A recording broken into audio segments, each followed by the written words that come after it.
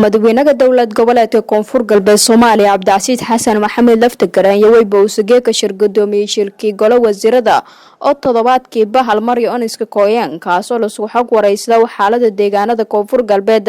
shirkii waybaantiis badan lanku ka hadalay arrimo iyo kumid ayaga golo deegaan ee la dhisahay saasoo kala xaaladda amni ee deegaanada koonfur galbeed iyo warbixin shal duwan lagu dhugunsaday wasiirka arrimo guud saasoo kala wasiirka amniga ugaas Xasan Cabdi Maxamed wasiirka wasaaradda warfaafinta dowlad goboleedka koonfur galbeed Soomaaliya iyo saxaafadda oo banaanka ku roogdi kulanka iyo markuus dhamaad anku ku warbi walyaabo wiilanku ka hadalay Maxamed Abukar oo isna warbixin dheer oo safar uu ku tagay degmada Diinsoor gobolka Baay oo halka ka soo jeediyay wuxuuna sheegay guud ahaanba wasiirka iyo wasiir kale oo uu safarka isu raaceen aan ilaahay wasiirka qorsheynta iyo wasiirka arrimaha gudaha oo toddobaadkii la soo dhaafayba ku sugnaa degmada Diinsoor gobolka Baay wuxuu sheegay wasiirka arrimaha guduhu in ujeedada ugu weyneedo ay u tageen degmada Diinsoor ay ahayd guud ahaanba xaaladda degmadaas ay soo ogaadaan dhinaca nolosha iyo arrimaha bulshada intaba sida ay tahay sidoo kalena wasiirka wuxuu sheegay in hawsha ugu muhiimsanayd ee uu deegaankaas u tagay ay ahayd dhismaha golaha deegaanka degmada Diinsoor isagoo sheegay wasiirku in tagitaankoodii meeshaba ay maamulka degmada iyo bulshada qaybaheeda kala duwan iyo odayaasha dhaqanka koonfur galbeed ee deegaankaas ku sugan ay soo dhaweeyeen iyadoona kulamo kala duwan la yeeshay odayaasha dhaqanka iyo waxgaradka iyo siyaasiyiinta deegaanka ku sugan ee degmada Diinsoor kadibna ay guda galeen sida wasiirka uu sheegay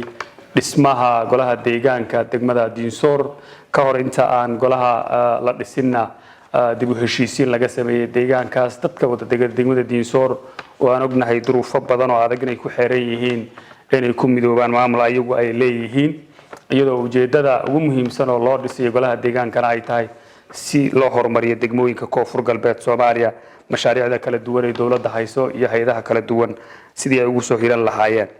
wuxuu sheegay wasiirku in meel wanaagsan ay xaaladdu marayso golaha deegaanka degmada Diinsoorna dadka wada dago beelaha ee walaalaha ah ee degmada Diinsoorna ay ku heshiiyeen lana soo xulay xildhibaanadii mustaqbalka dooran lahaa gudoomiyaha ee ku xigeenkiisa degmada Diinsoor iyadoo degmada Diinsoorna ay noqon doonto degmadii saddexaad ee dowlad goboleedka koonfur galbeed Soomaaliya golo deegaan loo sameeyo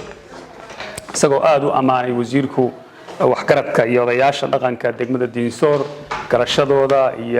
iyo dawladnimada sida ay ugu heelan yihiin wuxuuna sheegay biidnillaahi tacaala in haddii alla idmo goordhow la gudagali doono doorashada gudoomiyaha degmada iyo ku xigeenkiisa marka si rasmi ah loo dhaariyo golaha deegaanka degmada Diinsoor sidoo kale wasiirka wasaaradda beeraha dowlad goboleedka koonfur galbeed Soomaaliya oo isna warbixin dheer halkaas ka soo jeediyay guud ahaanba xaaladda ku soo korortay Soomaaliya oo dhanba gaar ahaan gobolada koonfur galbeed Soomaaliya oo ah ayax ama lodayga waxa loo yaqaano oo weerar baan ku hayo gobolada koonfur galbeed Soomaaliya in dadka reer koonfur galbeed Soomaaliya marka ugu horeyso Ilaahay ay baryaan nimco kasto Ilaahay ay uu keenana waxay leedahay nusqaanteeda quraan badanna la akhriyo wasaaradda beeruhuna ay ballan qaaday in wax allaale wixii bahalkaas adowga ah oo xaalufinaya dhirta iyo mirihii sanadkan soo go'ay intaba ay la dagaalami doonaan loona diyaariyay daawooyin aan dhibaato u keenaynin dalagga iyo dadka laguna dagaalami doono bahalkaas ayaxa ah uu soo diyaariyay wasiirka lana geyn doono gobolada koonfur galbeed Soomaaliya intaba sidoo kale wasiirka wasaaradda hawlaha guud ee dowlad goboleedka Shukri Ismail Ahmed Warsan TV Baydhaba